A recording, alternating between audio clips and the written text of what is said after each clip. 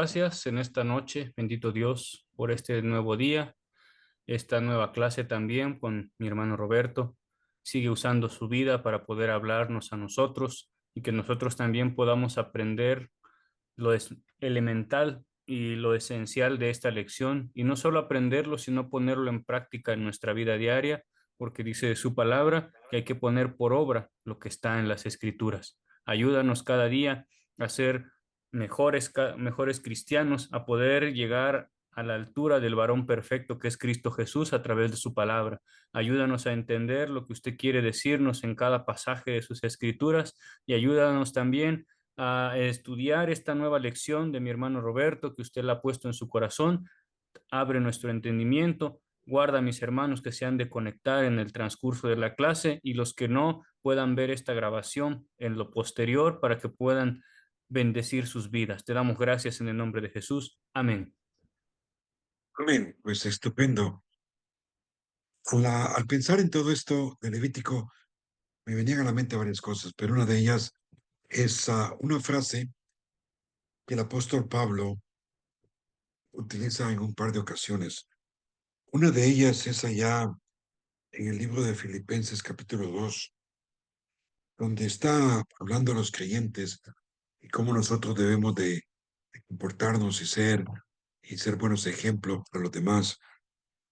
Y en el versículo 17, el capítulo 2 de Filipenses, que dice así: y aunque sea derramado en libación sobre el sacrificio y servicio de vuestra fe, me gozo y regocijo con todos vosotros.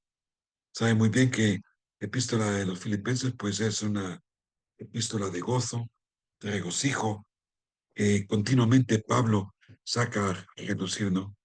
Y para él, su vida, él ve que ha entregado su vida para el beneficio de la fe de todos aquellos con que él compartía pues su ministerio, y utiliza la frase esa: ser derramado en libación sobre el sacrificio.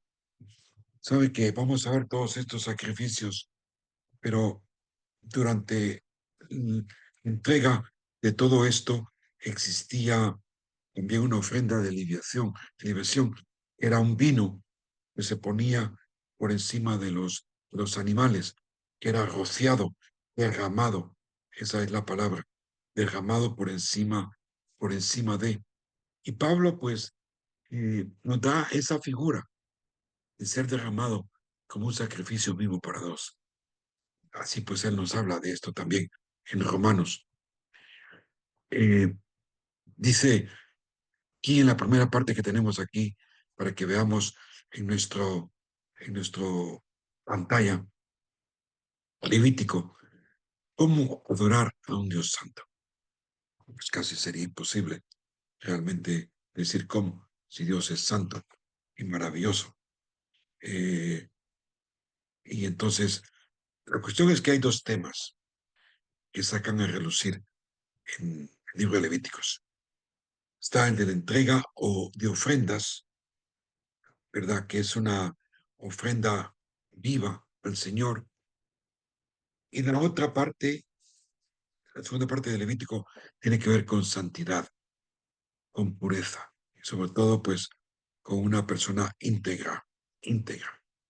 Creo que la palabra íntegra es una característica que tal vez en nuestro mundo latinoamericano tenemos que trabajar mucho con ello, de buscar de ser personas íntegras. Pero bien, Levítico saca a relucir, pues, versículos como este, ¿no? Que dice ahí: porque yo soy el Señor, dice el Señor, que lo saqué de la tierra de Egipto, pero lo saqué con un propósito. ¿Cuál es el propósito que dice el versículo? Para ser su Dios. El propósito de Dios siempre ha sido que nosotros seamos suyos, que pertenecemos a Él, que no somos personas ajenas o apartados de él. Podemos ver en Éxodo que la función del tabernáculo era porque Dios quería vivir en medio de su pueblo. Habían 12 tribus repartidas alrededor del tabernáculo, sur, este, norte y oeste, 3 diferentes tribus alrededor del tabernáculo. En medio estaba la presencia de Dios, en una nube o en un fuego. El deseo de Dios ha sido siempre vivir con nosotros. Si tú, pues, le conoces a Cristo como tu Señor y Salvador, tienes a su Espíritu Santo dentro de ti, quiere decir a Dios mismo haciendo tabernáculo dentro de ti. Y de Levítico nos ponemos a plantear Primera de Pedro, donde nos encontramos que dice, como hijitos, como hijos obedientes, no se conformen a las pasiones de su antigua ignorancia, sino como aquel que os llamó es santo, sean también ustedes santos en toda su manera de vivir, porque escrito está, sean santos porque yo soy santo. Pedro recoge esta misma frase de Levítico para nosotros en el Nuevo Testamento. Por hablar, pues, de esta parte de santidad, nosotros, pues, tal vez pueda ser que se nos diga, ¿y esto de qué está hablando, no? Pues está hablando de entrega, está hablando de separación, está hablando de una relación íntima con Dios. El libro de Levítico es un libro que instruye a los hijos de Israel en su formación y cómo adorar a Dios como una entrega total, reconociendo que su Dios es santo y requiere una vida consagrada, limpia, para entrar a tener comunión con Él. Levítico es un manual sobre santidad, utilizado por los sacerdotes hebreos en sus labores en el tabernáculo. Lo dejo con esta frase, fíjate, la santidad es para el alma lo que la salud es para el cuerpo.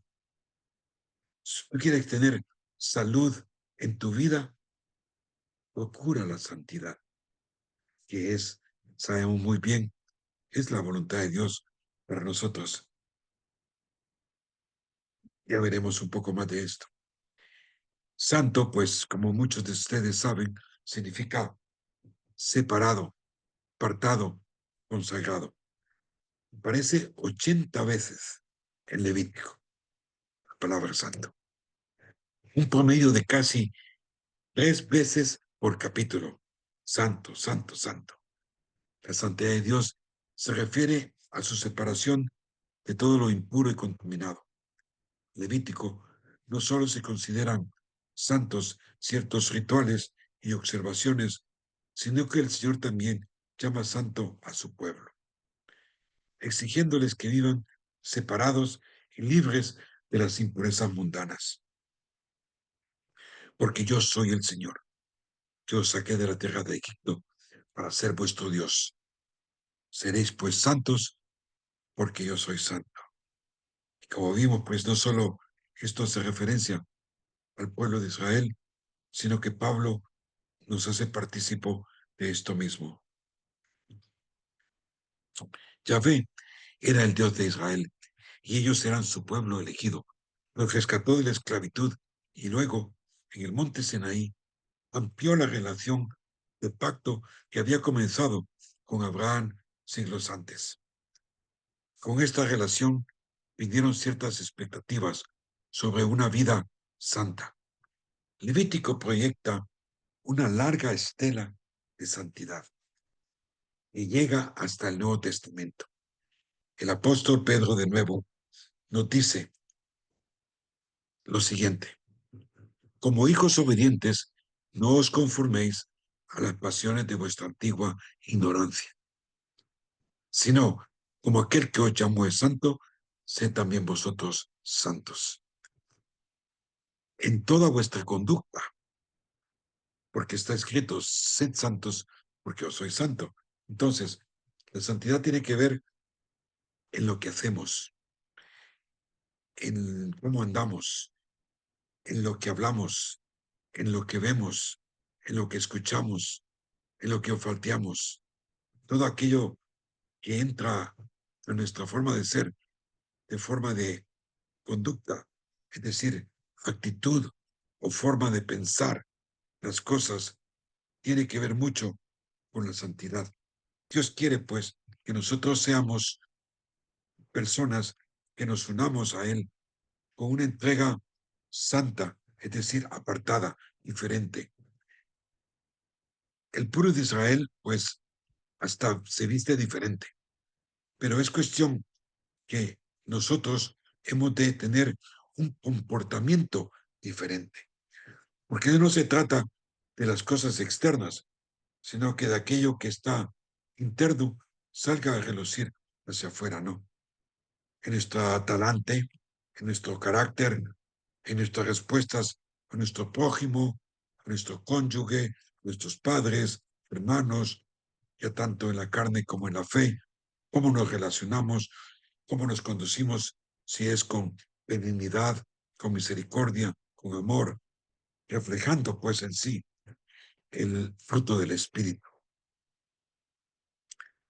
Aunque algunos afirman que el libro de Levítico carece de una estructura aparente y es difícil de esquematizar, su desarrollo se divide en dos grandes categorías, ¿verdad? Está la categoría de entrega, también pues se encuentra como ofrendas y el sacerdocio, todo lo que tiene que ver con el sacerdocio y las ofrendas, en cómo adorar a Dios, las ofrendas requeridas, capítulos 1 al 17. Y del capítulo 18 al 29 se nos presenta lo que es el tema santificación, cómo vivir para Dios en santidad. Como te digo, esto no solo tenía que ver con los levitas de aquella época, sino que Pedro nos hace partícipes a nosotros hoy en día. Así que vamos a ver las primeras cosas que se nos presentan, que son las ofrendas y las fiestas, ¿no? Estos son temas muy interesantes. Las ofrendas. Fijaos, la primera parte del libro nos enseña cómo adorar a un Dios santo. Y la segunda mitad ofrece instrucciones sobre cómo vivir con Dios en santidad personal. Así que ya te digo, Levítico es poderoso, es grandioso. Ahora, vamos a ver 5 ofrendas sagradas y 7 festividades, fiestas. 5 ofrendas, 7 fiestas que se nos muestra a lo largo del libro de Levíticos. Se encuentran entre las instrucciones dadas al pueblo de Israel para señalar los advenimientos del Señor según su calendario profético dado a Israel. Instrucciones dadas primero a los sacerdotes y levita y luego a la congregación de Israel en general y por supuesto para cómo puede aplicarse para nuestras vidas. Las numerosas leyes de purificación e higiene podrían parecernos a nosotros irrelevantes hoy en día, pero Levítico fomenta firmemente la congregación, la consagración del cuerpo y el espíritu al Señor. La descripción del día de expiación, que es como el día cumbre, el Yom Kippur, es el día pues principal del año para ellos. Es un punto culminante en Levítico y merece una reflexión más profunda. Todo esto y más apuntaba a Cristo, que había de venir un día. Todo Israel reconocerá y verán aquel que traspasaron, y es Jesús. Aún hoy día, este día es uno de los principales para el pueblo hebreo y lo celebran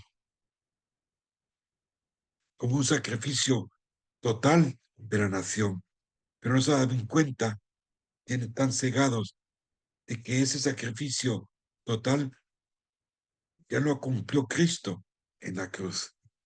Y un día el pueblo hebreo se va a dar cuenta de lo que hicieron y reconocerán que ese día de Yom Kippur, de expiación, pertenece a Jesucristo.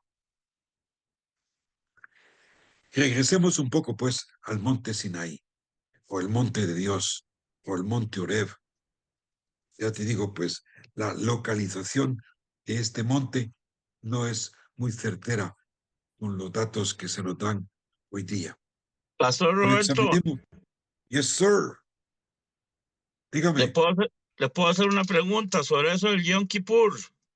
Sí, Bueno, yo me he dado cuenta, que hay mucha gente cristiana que le gusta esas raíces hebreas y pues mucha gente no lo ve mal, tal vez otros sí, pero usted ahora dio en el punto de que si Cristo, con su sacrificio en la cruz, pues ya y nos perdonó a la humanidad de pecados y todo eso, ellos lo hacen cada año y, y que todos los pecados del año, ese día piden perdón, sí, todo el día y sí, lo respetan y todo eso. Ok, lo hacen. Mucho cristiano, lo hace. Y cada vez que se hace la cena del Señor, en una congregación cristiana, se vuelve otra vez a pedir perdón, por pecados y todo eso. Entonces, ya, ¿y qué es? Que no vale lo que hacen el año pasado, o no entiendo, todo el tiempo es pidiendo perdón. Yo sé que hay que arrepentirse, pero ellos sí, lo claro. hacen. ¿Usted me entiende a mí? Sí, te entiendo. Lo que pasa es que confunden, ¿no? Mezclan, diría yo, lo que es los ritos que se dan en el Antiguo Testamento con lo nuestro. Y eso, pues, mucho de eso se lo debemos a la influencia romano-católica que obtenemos, ¿no? No sé si tú sabes, pero cada vez que se celebra una misa, se vuelve a matar a Cristo Jesús. Misa significa, pues, masacre. Y por eso es que ellos, cuando dan la hostia y, bueno, el vino no lo dan, tienen un altar al fondo, porque ahí van a depositar las hostias que no dan, porque es el cuerpo de Cristo real. Así que ellos, fíjate, con esa costumbre, matan a Cristo cada vez que se celebra una misa. Es totalmente un sacrilegio, ¿verdad? Entonces, todas esas costumbres y formas se adaptan al cristianismo y tratan de acoplar una cosa, pero es una mala enseñanza, ¿no? Porque las dos ordenanzas que nosotros tenemos como cristianos son el bautismo, después de haber creído, para dar testimonio externo de que hemos sido de Cristo, y la otra es la Santa Cena, que es un memorándum, un un recordatorio de lo que Dios hizo en el pasado, no que lo tienen que hacer de nuevo. Y entonces tiene que ver más con una mala enseñanza, ¿no? De tratar de que cada vez que se toma la Santa Cena, pues se perdonan los pecados. No, nada que ver. El Yom Kippur, pues, tiene el propósito de señalar hacia eh, hacia Cristo Jesús. Ya vamos a ver un poco más de eso mientras nos adentremos en las ofrendas. Gracias, Héctor, por compartir Muchas eso. gracias a usted, muchas gracias a usted. Vale. Bueno, el Levítico presenta 5 ofrendas sacrificiales de los capítulos del 1 al 5. Estas ofrendas son la ofrenda quemada, la ofrenda de grano, la ofrenda de paz, la ofrenda del pecado y la ofrenda de culpa. Por cada una de estas cosas tenían pues que sacrificar ovejas, toros, cabros, ¿verdad? Que tenían que ser pues sobre todo animales perfectos, o sea, tempranitos, sin mancha. Ahora bien, fijaos, las 3 primeras ofrendas eran voluntarias. En esencia, decían, gracias, Señor.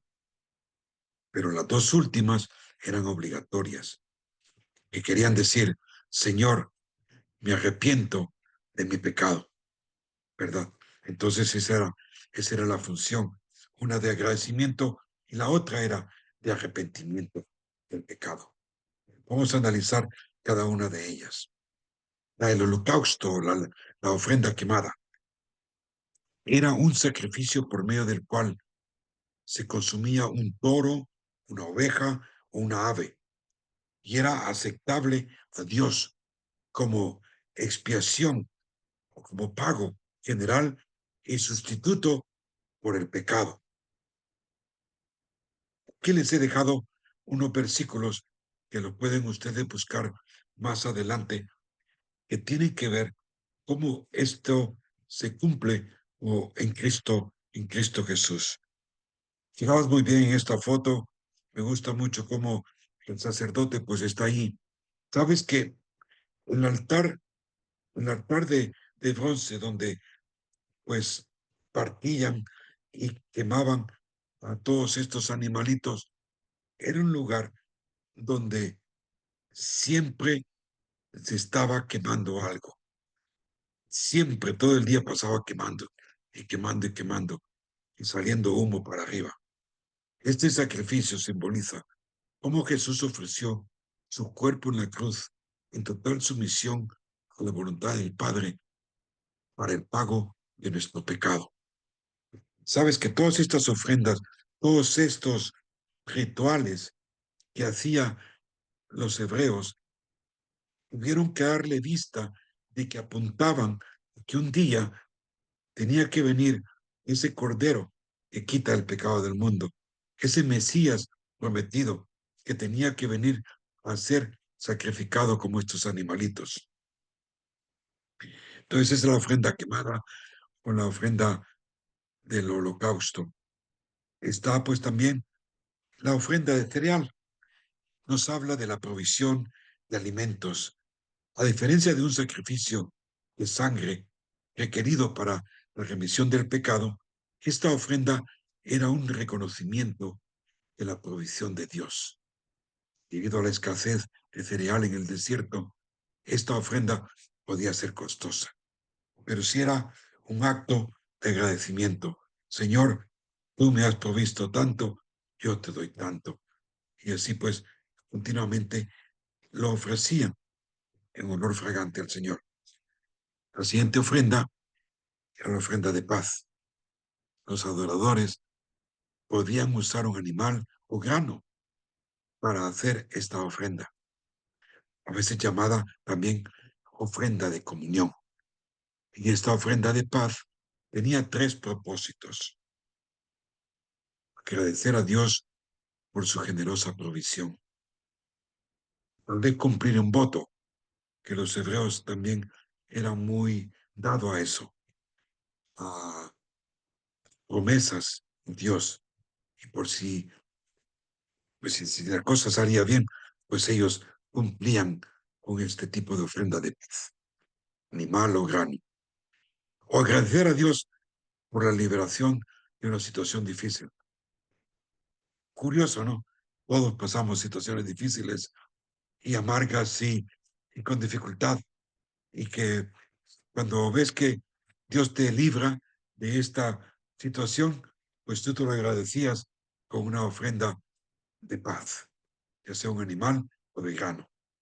Y esa era la famosa ofrenda de paz.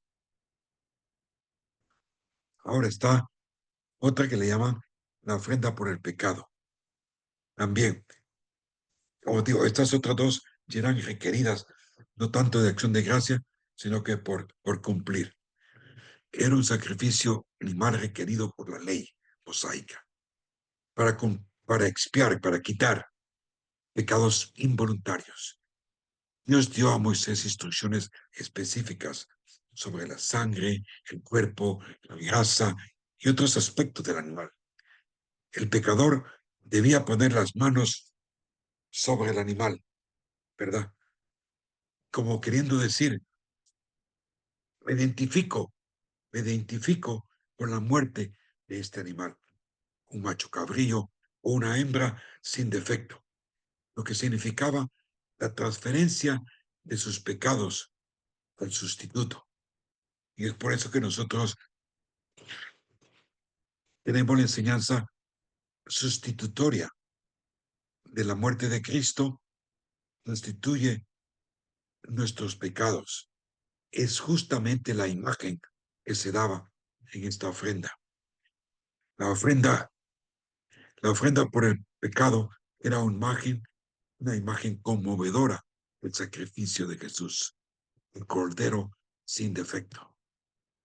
El Cordero sin defecto hizo en la cruz por nosotros. Para más referencias de esta ofrenda con relación a nosotros en el Nuevo Testamento, yo les pediría que leyeran estos versículos que les he dejado aquí, tanto del libro de Gálatas como de Hebreos. La ofrenda por la culpa. No hay que confundir esta con la ofrenda por el pecado. Se relaciona principalmente con dos cosas. En primer lugar, esta ofrenda era necesario cuando una persona violaba involuntariamente alguna de las cosas santas del Señor. ¿Te has sentido culpa? No. ¿Cuándo te sientes culpa? Cuando tú haces algo y de repente, ¡buah! Sí, yo lo hice, y te sientes culpable, ¿no? También era necesaria para reparar el daño causado a otra persona, que eso lo hacemos nosotros también. De esa había esta ofrenda de culpa. Por lo tanto, esta ofrenda quitaba, expiaba el pecado ante un Dios santo y propiciaba la reconciliación en las relaciones humanas para mantener la buena conducta. En conjunto, las 5 ofrendas levíticas representan cómo el sacrificio supremo de Cristo en la cruz expía el pecado y reconcilia las relaciones, tanto divinas como humanas. Hebreos 9:15 y Efesios 2:11. Los israelitas hacían estos sacrificios continuamente. La sangre casi nunca dejaba de fluir, ni el fuego dejaba de arder. Afortunadamente, el sacrificio de Jesús, una vez para siempre en la cruz, cumplió con este sistema de sacrificios y puso fin. No sé por qué se me viene a la mente ahora mismo una escena muy peculiar que viví una vez allá en Perú, cerca de Lima. Un hermano me invitó pues que fuéramos a una supuestamente iglesia que le gustaría que yo pues verla, ¿no? Pues vamos, no teníamos nada que hacer y fuimos. Y vas a creer que de repente la construcción del lugar era en forma de tabernáculo. A la entrada había unos señores vestidos como sacerdotes y como que te analizaban y entramos y, y la cosa es que allí dentro hacen sacrificios de animales por la mañana y por la tarde. Tenían todo el manejo del tabernáculo dándole vuelta, como que ellos eran el pueblo de Israel, totalmente fuera de serie, mucho peor de lo que nos compartía Héctor. Wow, yo salí pero asombrado de cómo a veces nos dejamos llevar por cosas, ¿no? Pero bueno, eh, si algún hermano pues que es de Perú, a lo mejor sabe de esta iglesia.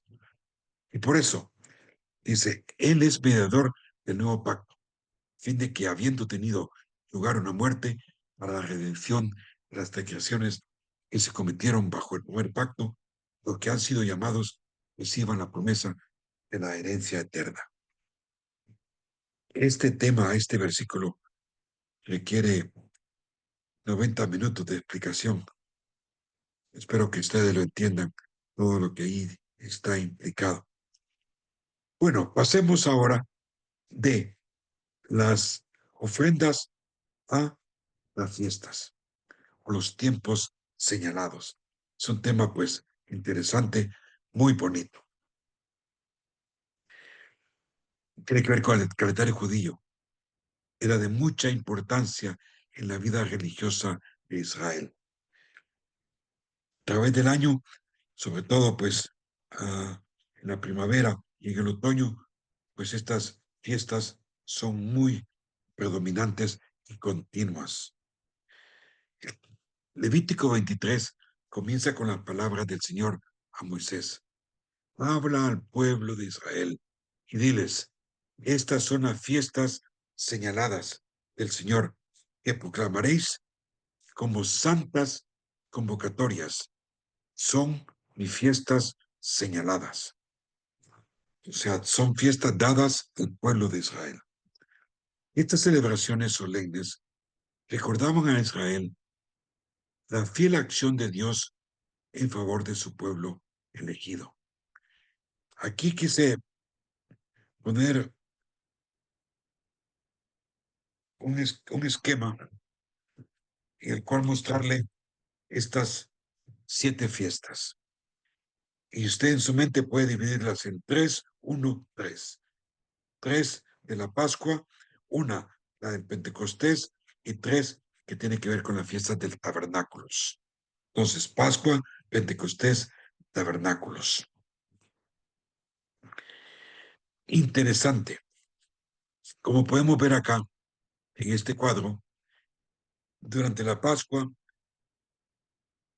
era un cordero, era sacrificado. La sangre, pues sabes, se recuerda la vez que salieron de Israel, porque de eso tiene la principal forma de recordatorio cuando los hebreos, que todavía aún los ortodoxos celebran la Pascua, es recordar cómo Dios los sacó de Egipto, ¿verdad? Y cómo ellos mataron el cordero y pintaron los postes y el dintel. Así, cuando el ángel de la muerte pasaba de largo. La palabra Pascua viene de ahí, de pasar de largo, según Éxodo 12:6. Y así sucedió. Y ellos, pues, lo recuerdan de esta manera continuamente, todos los años, justo durante la misma época que nosotros nos celebramos la Semana Santa. Ahora, para nosotros, Cristo es nuestra Pascua. Su sangre nos cubre de la muerte. Y es precisamente lo que nos dice 1 Corintios 5:7, que lo puede buscar por ti mismo. Es una fiesta que va unida durante una semana con las fiestas de que le llaman panes sin levadura. ¿Por qué sin levadura? Porque la levadura para el hebreo significa pecado, porque levanta, porque se exalza, porque se enorgullece. Le pone levadura al pan, pues se hace grande. Entonces, representa la limpieza de todo el pecado, lo leudado. Y eso mismo es lo que hizo Cristo por nosotros, limpiarnos de todo pecado. Cristo nos limpia de la levadura del pecado, según 1 Corintios 5:8, ¿verdad? Estamos. Esta fiesta de la Pascua, como Dios dio 7 días, termina con las primicias. Y qué curioso, ¿no? Siempre tiene que ver con Cristo Jesús. Y ellos no lo pueden ver. Es una ofrenda de la gavilla mecida. Después del día de reposo, según Levítico 23. Era como un acto de lo primero, de los primeros frutos de las cosas se ofrecían al Señor. y se tomaban pues 2 panes y se mecían uno con el otro. Lo mismo hizo Cristo, que es nuestra primicia de cosecha, resucitado de entre los muertos, según 1 Corintios 15:20. Él es nuestra primicia, Cristo Jesús, el primero en resucitar de entre los muertos. A nosotros todavía nos aguarda eso. 50 días más tarde se daba lo que se llama la fiesta de Pentecostés. Y fíjate lo curioso, también había una ofrenda mecida de 2 panes, pero lo curioso es que estos 2 panes eran con levadura, 50 días después de las primicias. Y esto a nosotros nos habla de la llegada del Espíritu Santo, según Hechos 2:1. Eran 2 panes con levadura y saben muy bien que aquí en Pentecostés es donde nace la iglesia y es donde Dios da luz a un misterio. Según Efesios, ese misterio tiene que ver que el pueblo de Israel y los gentiles son uno. ¿Dónde?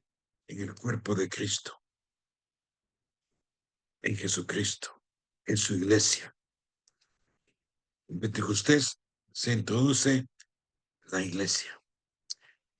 Fijaos muy bien, en lo que la Pascua ocurre en la primavera, hay un periodo de tiempo hasta que las otras fiestas comienzan a suceder. ¿Qué quiero decir con esto? Que estas primeras 4 fiestas ya las cumplió Cristo en su primera venida. Estas 4 primeras fiestas ya las cumplió Cristo en su primera venida. Ahora bien, las otras 3 que suceden en el otoño todavía están por cumplirse. Y tiene que ver con la fiesta de los tabernáculos, que de nuevo son 3 fiestas dentro de los tabernáculos. La primera se llama la fiesta de las trompetas, que es una llamada a la santa convocación. Israel es llamado de todos los lugares del mundo en preparación a la venida del Señor Jesucristo. Propósito, desde 1948 y sobre todo desde 1960 y 70, la inmigración de hebreos de regreso a Israel es muy numerosa. Hoy día tú vas a Israel, vas a ver israelitas de todas partes del mundo, judíos. Muchos israelitas ni sabían que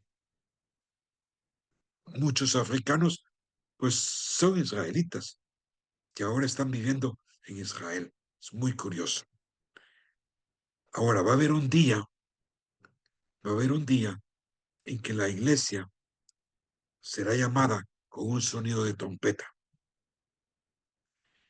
En lo que comparto es lo que se conoce como el arrebatamiento o el rapto. Sonará la trompeta y seremos alzados a recibir a Cristo en las nubes. Y luego está este día de expiación del que habíamos hablado, el Yom Kippur, que se requiere presentar un sacrificio para ser limpios una vez al año. Israel un día reconocerá a Cristo como su Mesías, que fue sacrificado. Mientras ellos sigan haciendo este sacrificio, un día van a reconocer, oh, si esto tiene que ver con Jesús, al que nosotros rechazamos, porque a los suyos vino, a los suyos lo rechazaron. Y esto sucederá en la segunda venida de Cristo, cuando Cristo aparezca en esplendor. Según lo que estudiamos en Apocalipsis, entre el arrebatamiento y la segunda venida de Cristo existen 7 años atroces, pero que después de su segunda venida, Cristo va a establecer su reino sobre la tierra, lo que se conoce como el milenio. Ahora bien, los judíos hoy día celebran esta fiesta que se llama de los tabernáculos, que recuerda la presencia de Dios entre ellos cuando vivieron en tiendas en el desierto. Recuerda la presencia de Dios entre ellos cuando vivieron en tiendas en el desierto. Asimismo, vendrá un día, después de la segunda venida de Cristo, y Él establezca su reino, volverá y visitará y vivirá en medio de su pueblo, otra vez durante la época del milenio. Entonces, según los muchos estudiosos, y yo estoy de acuerdo con esta interpretación, es que las 4 primeras fiestas ya se cumplieron y las 3 últimas están por cumplirse en Cristo Jesús, nuestro Cordero precioso. Muy bien, aquí lo digo claramente. 4 de las fiestas se celebran en primavera y 3 en otoño. Los judíos observantes aún celebran estas fiestas hoy día. Jesús cumplió 4 de estas fiestas en su primera venida y cumplirá las 3 restantes en su segunda venida. Si alguno de ustedes pues tiene curiosidad de indagar y profundizar un poco más, este es el calendario judío religioso. Muchas veces han escuchado ustedes del mes de Nisan, que es donde se celebra la Pascua para los judíos, que es entre marzo y abril. Para nosotros casi siempre también celebramos la Semana Santa. Y así pues si tienes ahí todo ese calendario que lo quise poner para ustedes para información general. Así que la Pascua daba inicio a las fiestas señaladas en primavera y recordaba a los israelitas de su libertad de la esclavitud egipcia. La fiesta de los panes sin levadura se celebraba inmediatamente después de la Pascua y durante 7 días, durante los cuales los israelitas comían pan sin levadura, en memoria de la huida apresurada de Egipto. La fiesta de las primicias daba inicio a la celebración de la cosecha y ofrecía a Israel una forma de expresar gratitud a Dios por su generosa provisión al final de la cosecha. 50 días después, Pentecostés, ofreciendo nuevamente gracias a Dios por su abundante provisión. Jesús cumplió las 4 fiestas estas en su primera venida. Como Cordero de Dios, murió en la cruz por nuestros pecados durante la celebración de la Pascua en Jerusalén. Jesús, el sin pecado, que vivió una vida sin pecado, representa la fiesta de los panes sin levadura. 3 días después, resucitó como las primicias de los que durmieron. 50 días más tarde, el Espíritu Santo llegó el día de Pentecostés y dio origen a la iglesia, según capítulo 2 del libro de Hechos. Así de nuevo, las últimas 3 fiestas tendrán lugar en el otoño, comenzando con la fiesta de los trompetas, que marcaba el final del año agrícola y festivo. El toque de trompeta alerta a los israelitas de que estaban entrando en una temporada sagrada.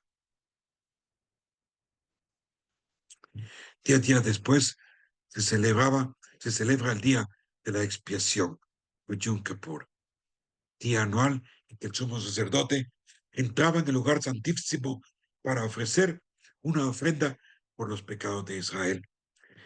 5 días después, los israelitas celebraban la 7ª y última fecha señalada, la fiesta de los tabernáculos.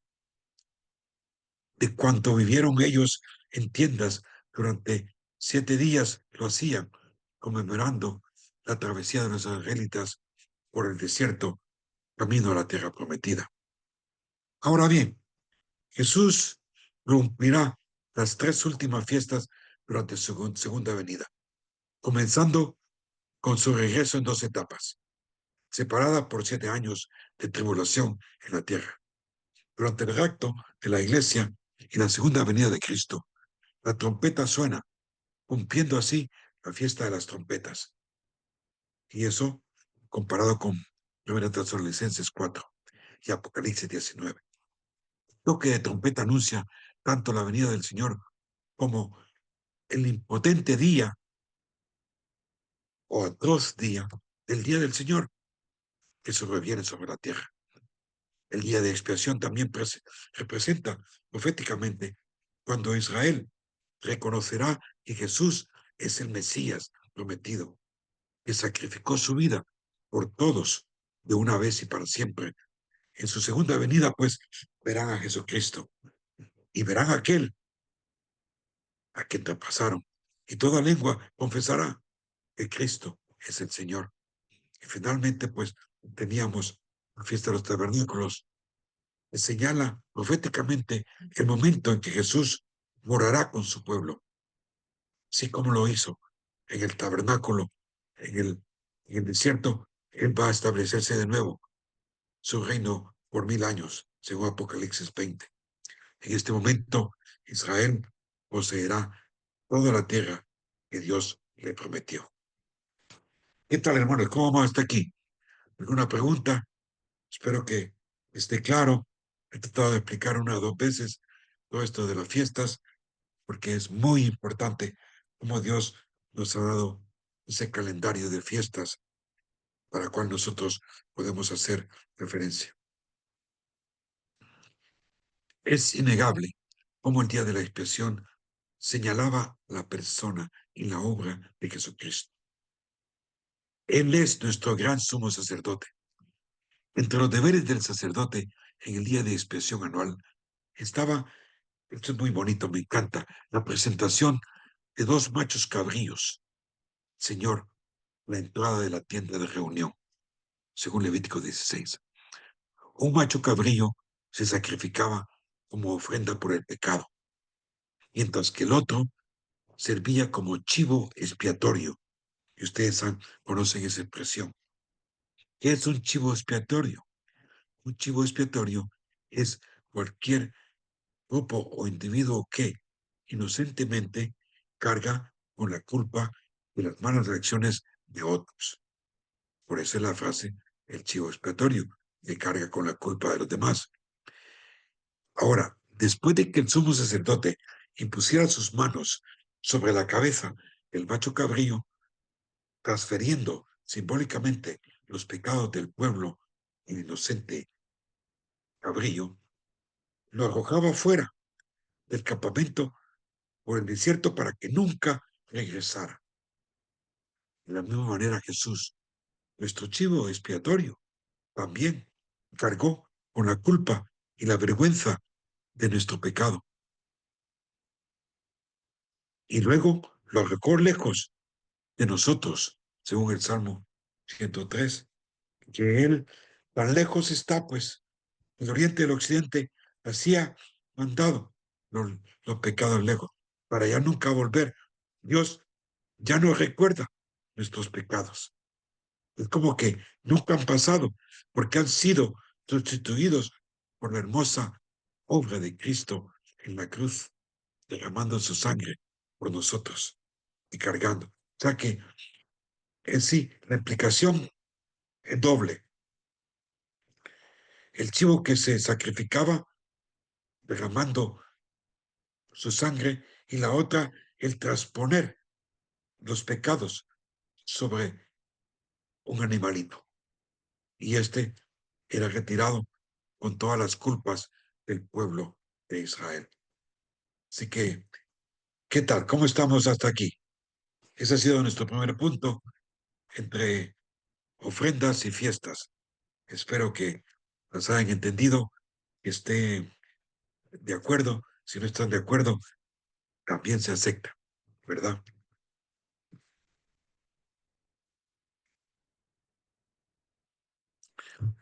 Bueno, pues sigamos adelante entonces. Si no hay alguna pregunta o alguien, algún comentario, seguimos adelante. El sacerdocio y la pureza personal El sacerdocio, el sacerdocio de todos los creyentes es una enseñanza cristiana evangélica muy importante, porque aunque una religión nos dice que hay sacerdotes, personas que se consagran y que se preparan para ser sacerdotes, nosotros no creemos en eso. Nosotros creemos que todos, cada uno de los que hemos recibido a Cristo Jesús, venimos a ser sacerdotes de Dios. Y esto también Pedro nos lo dice muy claramente. Dice que nosotros somos real sacerdocio, no solamente sacerdotes, sino que pertenecemos a un rey, según primera de Pedro 2. Pero vosotros sois linaje escogido, porque todo sacerdote tenía que tener un linaje. En el Antiguo Testamento era el linaje de Aarón, los levitas. Pero dice que nosotros somos linaje escogido, sacerdocio real, nación santa, pueblo adquirido para posesión de Dios, fin de que anunciéis las virtudes de aquel que os llamó de las tinieblas su luz admirable. Qué maravilloso, ¿no? Hizo de nosotros, dice, un reino y sacerdotes para su Dios y Padre. Llega Apocalipsis este versículo, y cantaban un cántico nuevo, diciendo, digno eres de tomar el libro y abrir sus sellos, con tu sangre compraste para Dios la gente de toda tribu, lengua, pueblo y nación, y los has hecho un reino y sacerdotes para nuestro Dios, que reinarán sobre la tierra, haciendo una alusión ahí al milenio. Las palabras de Pedro a lo mejor suenan un poco extrañas, ya que desconocemos las funciones de un sacerdote. Por otro lado, hemos sido influenciados por la religión romano-católica, que ordenan a hombres el sacerdocio y a mujeres a monjas. La verdad es que es un gran sacrilegio. La Biblia no habla de eso, jamás. Adaptar las enseñanzas estrictas y únicas de los sacerdotes del Antiguo Testamento para crear una clase especial de creyentes son privilegios particulares. Nada en el Nuevo Testamento indica que tal cosa. Mas, sin embargo, todo esto trae confusión, ya que está mala interpretación y entendimiento de la función del sacerdocio. Nos ha llevado a no tener una perspectiva correcta de este concepto del sacerdocio de todo creyente. Pedro nos dice que somos nación santa, pueblo escogido de Dios, real sacerdocio, dándonos a todos una nueva identidad. Y así es, somos todos santos, somos pueblo y somos sacerdotes. Tal vez sea unos títulos que no nos merecemos, pero así como Dios nos ve. Y como tales, hemos de servir al Señor. El libro de Levítico nos deja ver con mucho detalle todo lo que tiene que ver con las distintas ofrendas y cómo los sacerdotes levitas tenían que ejecutar sus diferentes ritos y funciones. Era un sistema muy bien organizado, con mucho detalle. Ellos llevaban con mucha precisión las ofrendas y sacrificios, pues lo hacían todo para adorar a Dios, que vivía entre ellos. La gloria del Señor se complacía al ver a su pueblo quererle obedecer, agradar, complacer, y ellos se llenaban de mucho gozo, así como lo mencioné al principio de Pablo. Él sentía como una ofrenda de liberación sobre el sacrificio, y que eso a él le llenaba de gozo y se regocijaba, pues ellos se sentían aliviados de la carga de sus pecados. Si pues Jehová continúa con el orden de formar a un pueblo para sí mismo, Dios sabe muy bien que adoración tiene que ver con ofrecimiento. Para ello tenía que ser ciertas normas a seguir. Los animales para sacrificar tenían que cumplir ciertos criterios para ser aceptados. Asimismo, era la cantidad y primicia de las ofrendas de paz o de cereales. Ahora bien, todo lo que nos habla el libro de Levítico tiene que ver con lo que sucedía dentro del tabernáculo. El libro de Éxodo nos dejó precisamente con lo del tabernáculo. El pueblo de Israel salió de Egipto y ahora se encuentra en ruta a la tierra prometida. Pero Dios tiene mucho que enseñar a su pueblo, sobre todo con lo que tiene que ver con la adoración. Dios desea un pueblo que le adore con espíritu y verdad, es decir, una adoración genuina. Como he mencionado, esta adoración comienza en darnos cuenta de lo mucho que debemos a Dios, reconociendo que somos lo que somos solo por su gracia y misericordia. Así que el libro de Levítico es un libro de acción, aunque parezca aburrido leerlo por toda su narrativa minuciosa. Hemos de aprender lo meticuloso que Dios es, sobre todo cuando se trata de la adoración. La pregunta para ti es, oye, ¿cómo está tu vida sacerdotal? Voy a decir, mira, pues, pastor, pues a lo mejor estoy muy mal. No me he dado cuenta de lo implícito de todo esto, cómo Dios quiere que tenga ordenada mi vida y cómo Dios quiere que le adore con todo mi ser, ofreciéndoselo a Él. Y es lo que, un tercer punto que he querido desarrollar, que es la santificación, porque a eso nosotros hemos sido llamados. Continuamente crecer en una continuación. Dios dice que yo soy el Dios Todopoderoso y es a quien debemos adorar y temer, porque queremos ser buenos adoradores. Al final de esta lección, lo que he querido hacer es incluir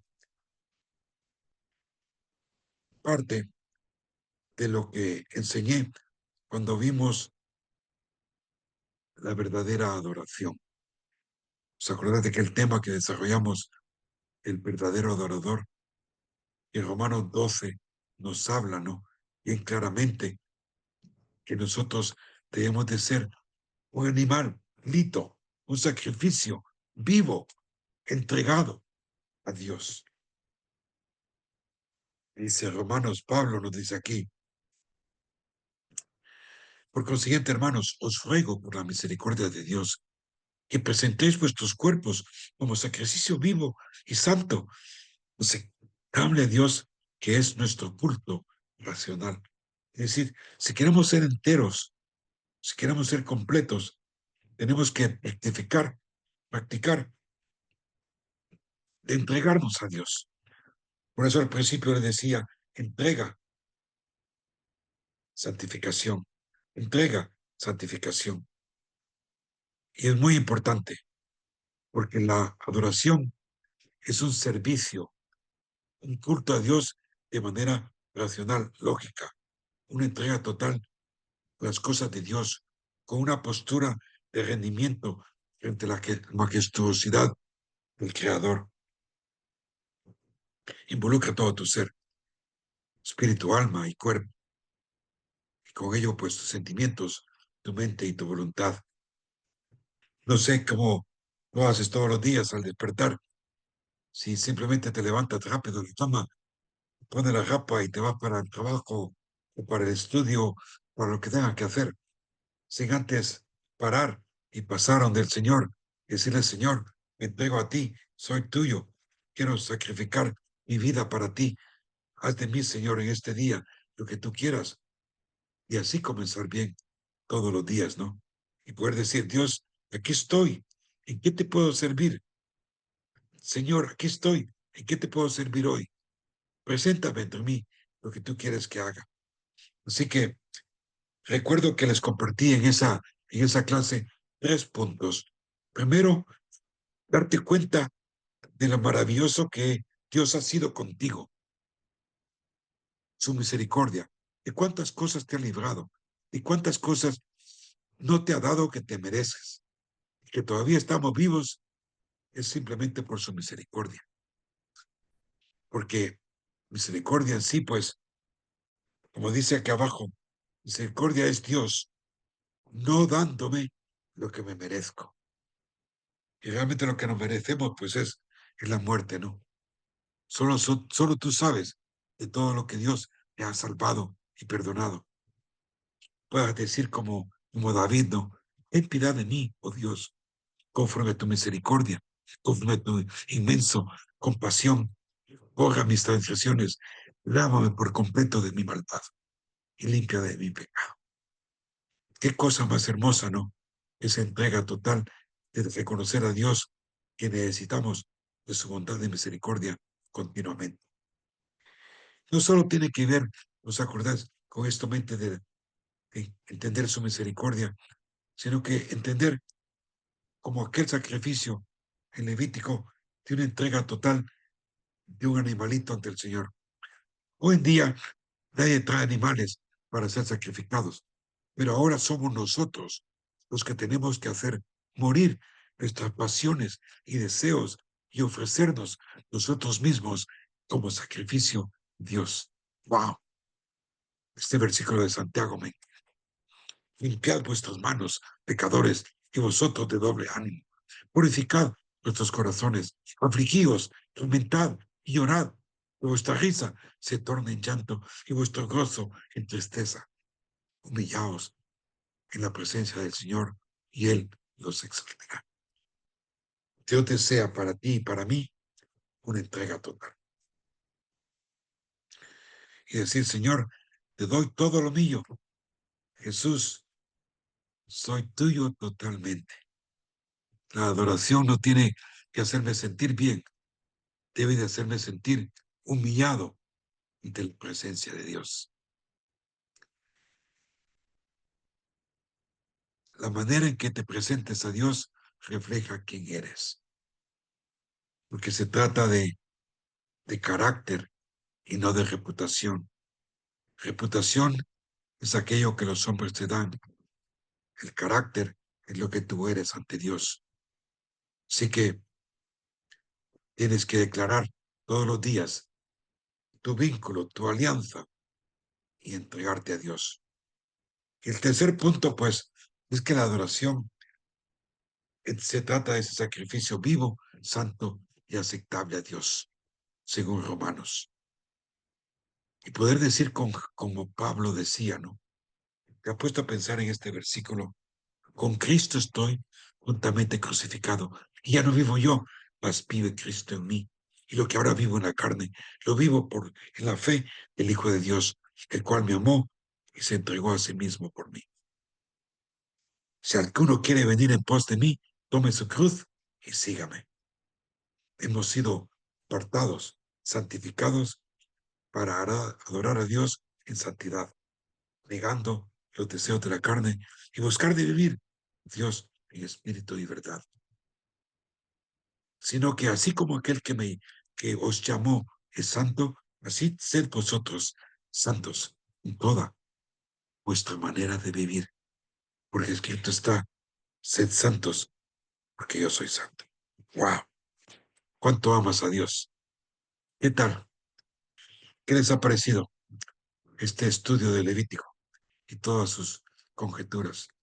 Si lo lees, a lo mejor no lo terminas, porque es un libro muy tedioso, pero al ver todas sus implicaciones en luz de lo que Cristo es maravilloso. Así que nada, abrir el micrófono, por favor, me gustaría escuchar de alguna persona qué les ha parecido, qué ha sido nuevo, qué te ha sido de complemento en todo lo que estamos aprendiendo juntos. ¿Qué tal, Saray? Qué gusto es siempre escuchar de ti, hombre. Adelante, abre tu micrófono y comparte. Realmente se ve cómo Dios No se te escucha muy bien. es interesante ver cómo Dios estableció su ley en Levítico y de cómo en el Nuevo Testamento Cristo lo cumple, ¿no?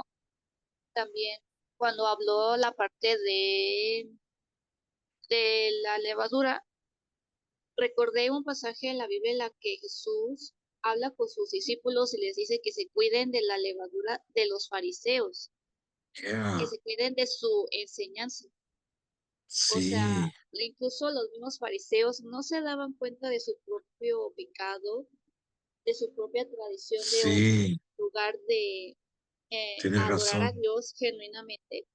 Entonces, Sí, Jesucristo es Dios y él mismo se daba cuenta de sus corazones. Y él mismo dijo que tenemos que cuidarnos de la levadura de fariseos. Y la sí, sí, levadura, sí. pues en este caso, pues, del mundo, ¿no? Del pecado del mundo. Sí, muy buena. Gracias por compartir eso, Sarai. Muy interesante. Muy bonito. Gracias. ¿Alguien más que quiera compartir algo?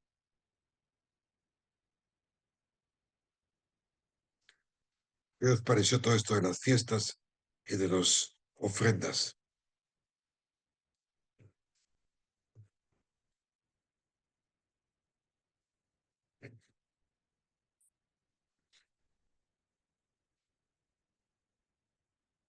Alguien, ¿no? Comparte, comparta. Ok.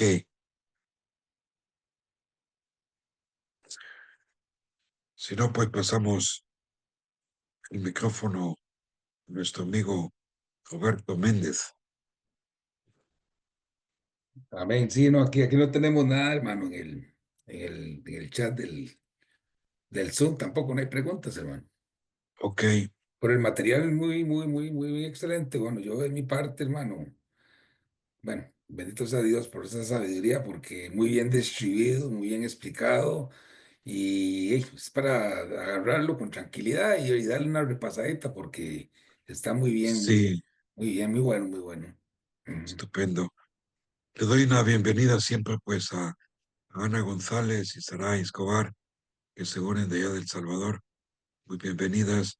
Gracias por estar allí, por hacer el esfuerzo de unirse a nuestro grupo y que Dios la bendiga grandemente. Entonces, sin más, vamos a pasar a la oración final, ya que esta Sí, noche, con la hermana Rosario, si se encuentra por ahí, para que nos regale esa bendición, ¿verdad? Despidiéndonos en la clase. Amén, amén. hermano. Gracias. Vamos a orar. Señor, en esta hora te damos gracias por esta enseñanza tan hermosa que tú nos has dado. Podemos ver, Señor, el sacrificio tan hermoso, Padre, que tú fuiste a dar en la cruz del Calvario y que ya no necesitamos más corderos, Padre, para, Dios mío, mantenernos en nuestra limpieza espiritual, sino que tú fuiste a la cruz del Calvario a derramar tu sangre preciosa. Señor, en esta noche, Padre, que seamos, Señor, hacedores de tu palabra, Padre, que propongamos en práctica, Señor.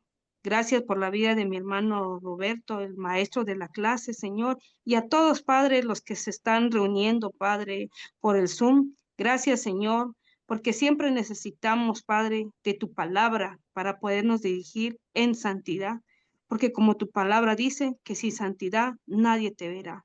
Muchas Amén. gracias, Padre, Hijo y Espíritu Santo. Amén.